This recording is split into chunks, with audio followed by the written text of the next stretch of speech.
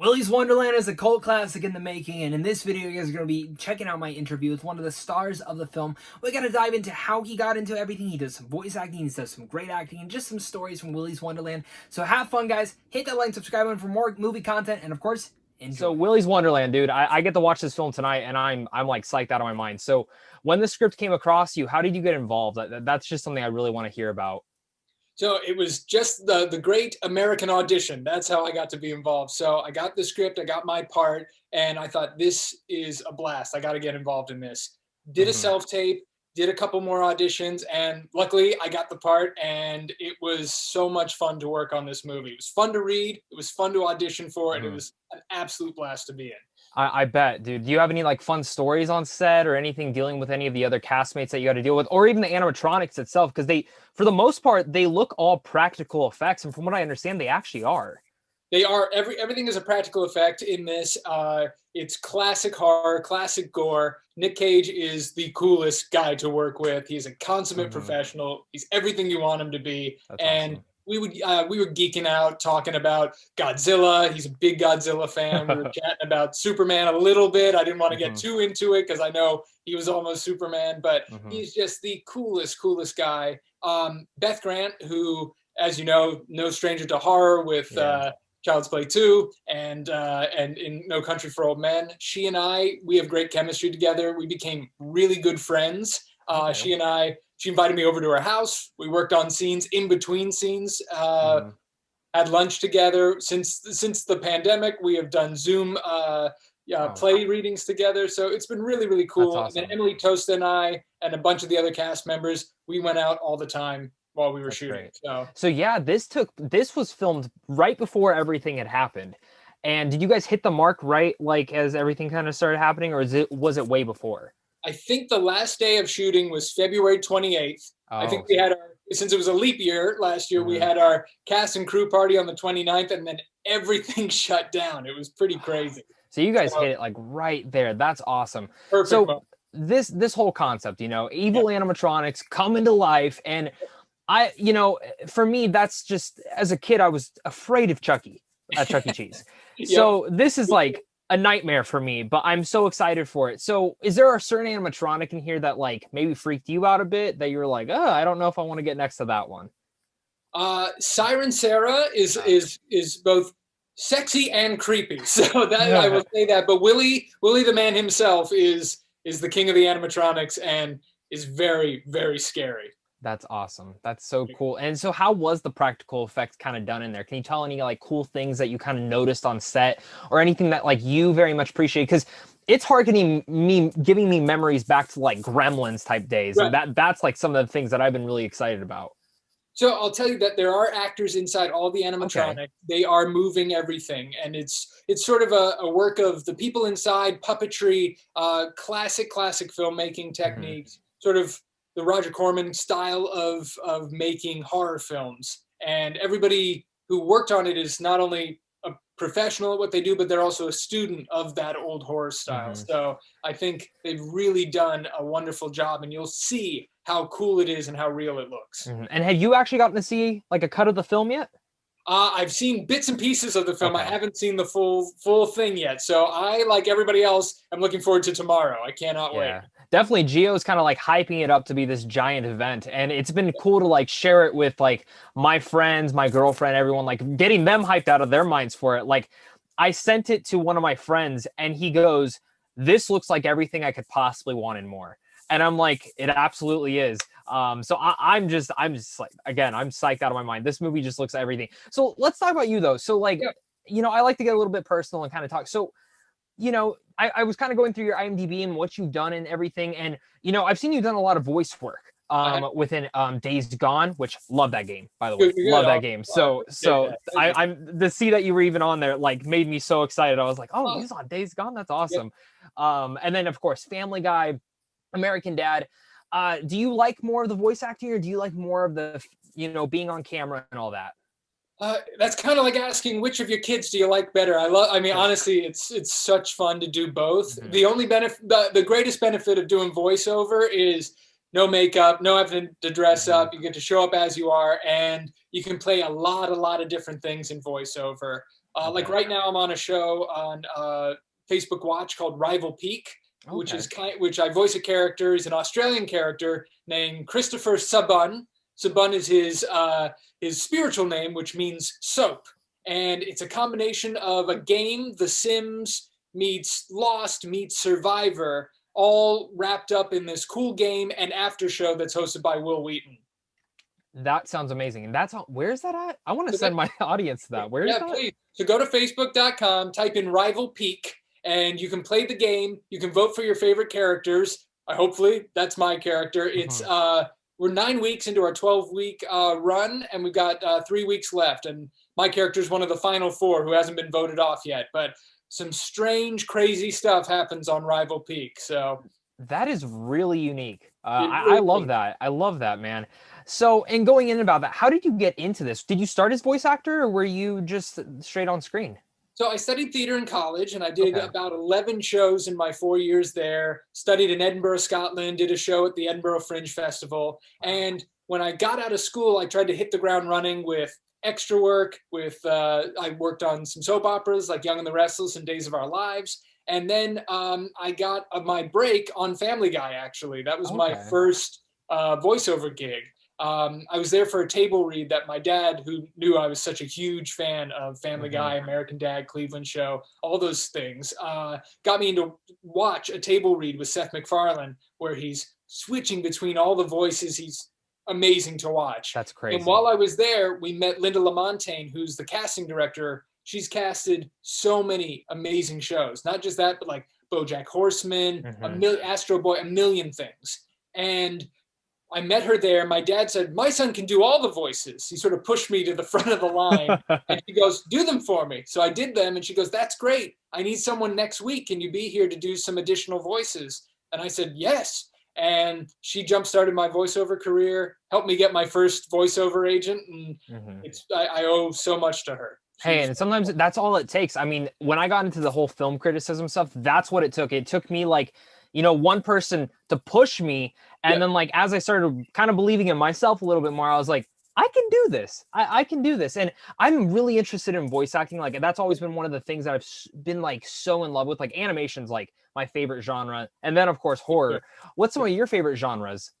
Animation's really, really up there. Superhero, anything I love. So like Superman's my guy. And anything sort of, I mean, I know we call it geek culture, but I see you've got Baby Yoda there, Grogu. Oh, yeah. And so, I mean, last season of Mandalorian was chef's kiss. Yeah. So is there a certain like maybe thing that you want to jump into, like whether it's a Star Wars animated show, a Marvel one, they have that What If whole entire show, or even DC, they do a lot of those animated things. Is there a certain character that you're like, man, I would love to voice?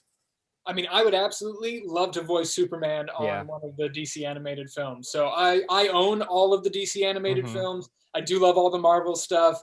And yeah, Star Wars, Marvel, DC.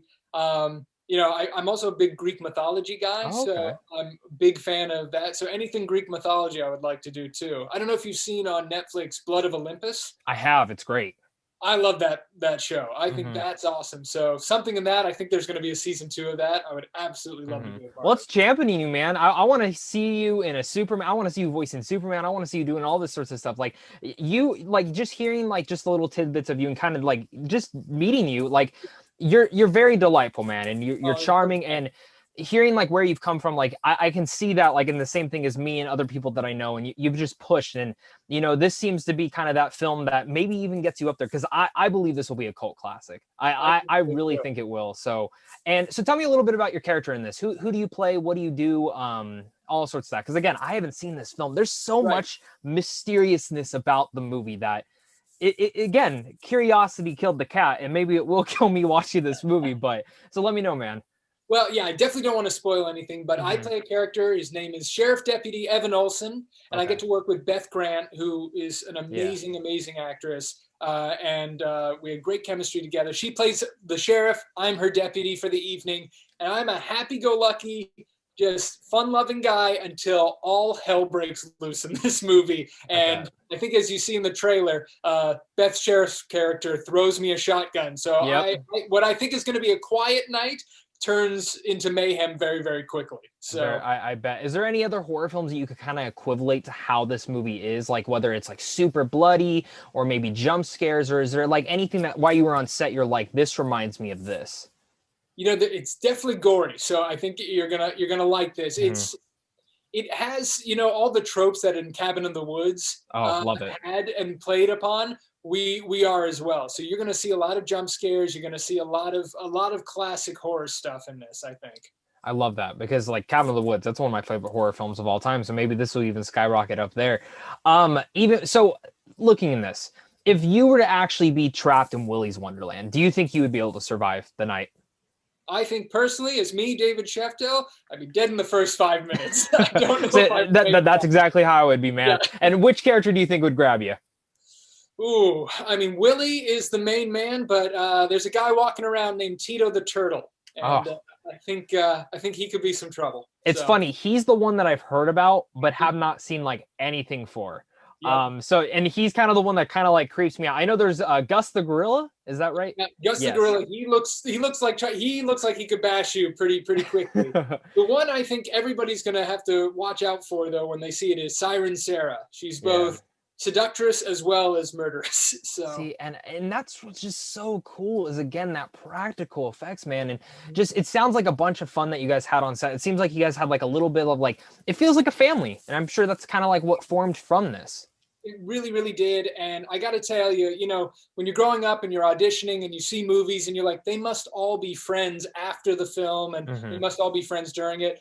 This was that dream come true of like, everybody's exchanging phone numbers. Everybody wants to stay in touch. Everybody's having Zoom calls. We're all on tomorrow. We're having a Willy's watch party. We're all tweeting live together at 6 p.m. In Pacific time and 9 p.m. Eastern. So that's I awesome. hope everybody can join. That's amazing, man. And it is really cool that this is going to be at home and also in some theaters. I'm planning on taking one of my friends to it for his birthday. I'm like, dude, I told him, I was like, this is your type of movie. I'm excited to take you. And Willy's, it feels like you're actually going there. And so, and one of the things that I've noticed is that a lot of people have been comparing this to Five Nights at Freddy's.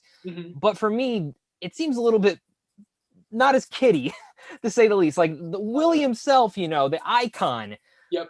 But, can you talk a little bit about that? Have you heard any of the comparisons? So it's funny. I didn't know about Five Nights at Freddy's until well after we shot the film. Okay. But from what I've heard, since I don't know it very well, I know Willy's well, but I don't know this well. So I would say, think of it as Five Nights, but Nicolas Cage is the guy in there and he knows exactly how to handle himself. So. Definitely. And he definitely, I just attended Sundance and saw his film Prisoners of the Ghostland, and like he just comes in and totally just he's Nick Cage. I mean, what more can you say about that? And I know like he was kind of like when he signed on for this film, I feel like that kind of blew it up a little bit more. And were you signed on yet before him, or was it right well after? It wasn't well. It was sort of right after he was signed on. I got signed on as well. So I was sort of forming the cast as everybody was auditioning and getting signed on. But but I gotta say, Nick does some amazing work in this. Emily Tosta, who's fantastic from Party of Five, and she does some amazing work. We have some great scenes together. And then Beth and I don't want to say steal the show, but hopefully we do. So. But sometimes that's how it is. Like the deputy and the sheriff, man. When it comes to certain films like this, they are the ones that sometimes do that. And, just from hearing your charisma, man, and the way that you talk about your co-star, it definitely feels like that you guys will have those moments that's like, okay, let's get to this. And I'm just excited to see where your character ends up going, because the mysteriousness around all this is just fantastic. So let's talk about what do you got coming up in the future? Do you have anything planned? I know the pandemic's kind of halted a lot of different things. So do you have anything coming up? So I definitely got a few things coming up. I don't know which ones I can sort of talk about right now, but I would definitely say the 3 more weeks of Rival Peak, please check out. I do have a production company I just started, so we're working on some things as well to make our own projects. And so we're sort of all moving forward through this pandemic. And then I've got another movie coming out tomorrow as well. It's called Show Me What You Got. So what's that one about? So that is about a young man from Italy. He's working to try and become an actor. And he's trying to up his social media numbers and figure out how to get into the acting world. And while he's in America, he meets a couple and they sort of start a throuple together and sort of fall in love in an unconventional, becoming more conventional way of three people in a relationship. So it's a beautiful story. And Svetlana, the director, this is her first time directing a film. She's done a lot of cinematography on other films, but this is her directing debut, and that's another movie that was a pleasure to work on. So it sounds interesting, and it comes out tomorrow. Man, there's so much coming out tomorrow. A lot is coming out tomorrow. So I would say, watch Willy's, watch Show Me What You Got, then go play Rival Peak. Hey, there you go. And so with that movie, who do you play in that? I play a character named Tom, who's a social media expert with a company, and I chat with the young gentleman who's the star of it, and we try to figure out how to bump up his numbers. So yeah. And did you have to learn actual things for that? I'm curious. A little bit, yeah. Okay. I had to bump up my own social media game for sure. Hey man, and you're just coming in, and sometimes it just takes these like one films. And again, I think you just being in Willy's is such a big thing, I think, for you. And that's awesome to see. Like for me, like you're this up and comer coming up, and what do you want from like in your career? You're doing the acting, you started your production company. Is writing, directing kind of something that you're interested in?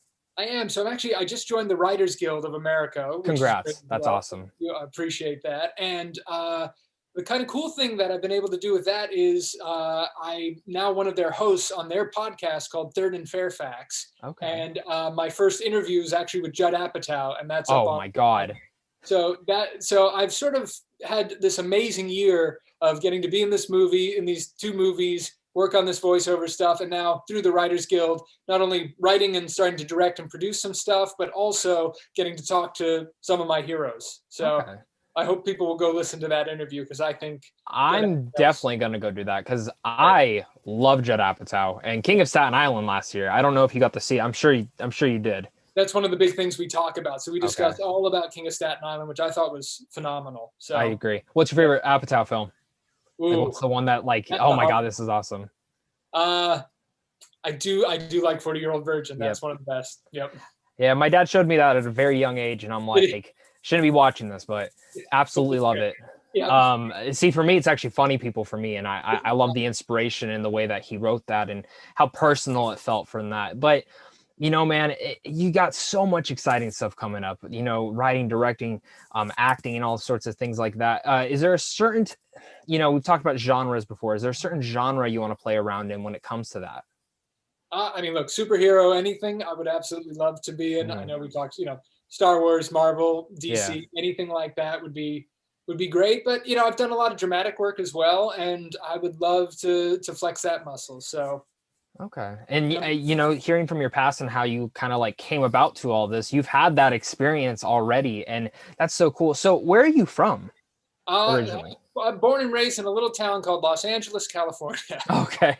So I grew up in the main hub of it all. So, okay. But, it's funny. Everybody sort of goes, oh, you grew up in LA. Nobody's from LA. I go, yeah, it was really, quiet as a kid because there was no one else around. See, I'm from Big Bear, California. Oh, nice. So I love California. It's like one of my, love going out there. Yep. Not right now per se because of everything. It's totally in lockdown. But yeah, that's so sweet. And so it seems like your family's always been pushing. Are they both also in the industry at all, or? So, it's funny enough, they're not in the industry, but I have been so fortunate that my parents and my sister Samantha have been my biggest fan and teams, and they have supported me. And the minute I said, hey, I want to go into acting, they were the most supportive. While I was in college, every show I was in, they came every night. So that's awesome. Yeah, and that's that support you need to get there. And you have that built around you. And, seeing all that, I love hearing that, man. And it's just, you sound like such a great guy that really just has this next, like, it's that breakthrough, man. When this whole world goes back to normal, I really see some like shining spots here. And it's great, like hearing all this and hearing how, just in general, how enthusiastic you are about the industry itself, because you hear a lot of people down on it. And, what's something that you can like truly say to like maybe people who are like looking to do the same thing as you right now? I would say, hey, look, like you were sort of saying, a lot of people get down on it. I know there's a lot of rejection in this industry, but it's fine. There's rejection in all aspects of life, right? Yeah. Whether you want to date someone and maybe they say, no, I don't want to go on it. That's rejection.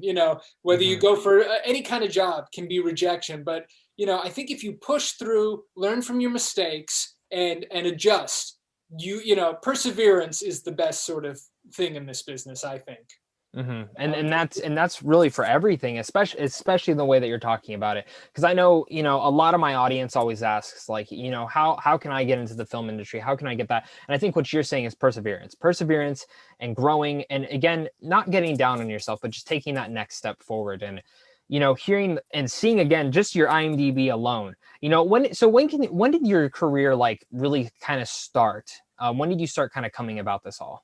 So, while I was in college, I tried to do little things here and there. I did a movie called Local Color with Ray Liotta, which was a phenomenal experience. That was one of my first films. But really, I sort of hit the ground running 2009, right when I graduated. And like I said, did extra work, hopped on, any auditions I could, would do free theater anywhere I could. So I really just tried to do as much and hone my craft, got into class. You think, hey, I've graduated college. I'm done learning, right? I know how to act. You jump into class right away. You get back into it and you learn. So the difference between, theater, film, voiceover, it's all acting, but it's all done differently. It's like, working with a knife or a scalpel or a laser. It's how different all of these things can be. And that's cool. And like, I'm looking at your IMDb, it looks like you did a lot of shorts as well, jumping in. And of course, then Days Gone, American Dad, Family Guy, which again, we got to talk about Days Gone for a little bit. Yes. So, it's a Sony exclusive game. Yep. I think it's truly the most underrated game that came out on the PlayStation 4. I agree. Yeah, like I was like, another zombie game, come on. And I hopped onto this and I'm like, I'm totally sold into this. So is there any games that like maybe you've wanted to lend your voice to so far, or something that maybe you want to do the mocap behind the scenes? There's a lot of there's a lot of Star Wars games coming out that I'd love to do. I know the new Marvel game just came out. I would love to voice a Marvel character on there for sure. Is there someone in particular that you like from Marvel? Like the most, like which character? I'm a Tony Stark fan, or Wolverine. Wolverine's my guy, so I love him. I dig it. I love playing the Spider-Man on PS4. Oh yeah, it's great, and those are like great pastimes and stuff. But yeah, man, like again, Days Gone, Family Guy, and then Rival Peak, like you were mentioning, and it's really interesting to see like one person jump from both. Right. And seeing how like they can diverse themselves and again within their voice and then change it and like be completely like, oh, that person does that. I wouldn't have even noticed unless you look at the IMDb or in general what they've done.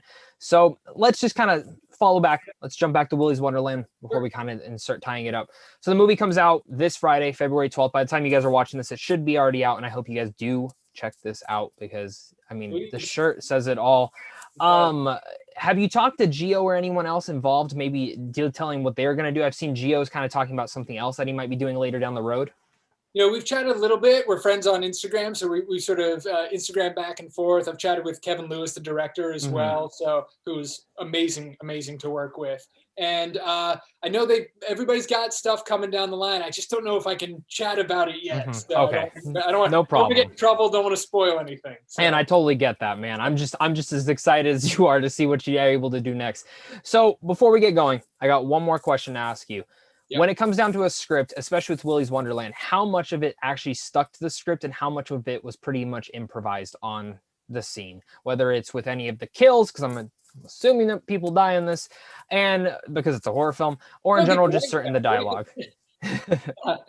So we were really, really good with sticking to the script, but Kevin Lewis is such a wonderful director. After we got several takes, he would say, okay, we know what the scene's about. Let's improvise. Let's try some different stuff. Or he would say, I had a dream last night and I thought about this monologue, and he wrote it down and he would give it to Emily and I, and he'd go, here's the scene. It's basically the same scene, but I want these words. And if you don't like any of the stuff, throw it out. Let's just play. So after we got the script, we would play. And then with regard to the kills and stuff, there are kills in this for sure.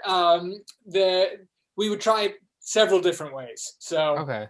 Yeah. So there's definitely from script to screen, maybe a little bit different, but yeah, we definitely stayed true to it as well. Well, man, I will be cheering you on tonight when I get my screener of Willy's Wonderland. Definitely cheering for you to survive this horrific event, and definitely cheering to see where you go next, man. I'll be looking forward to your career. I'm definitely going to follow you on all your things so I can see where you end up going. You're a great guy, and I look forward to see what you're doing again, man.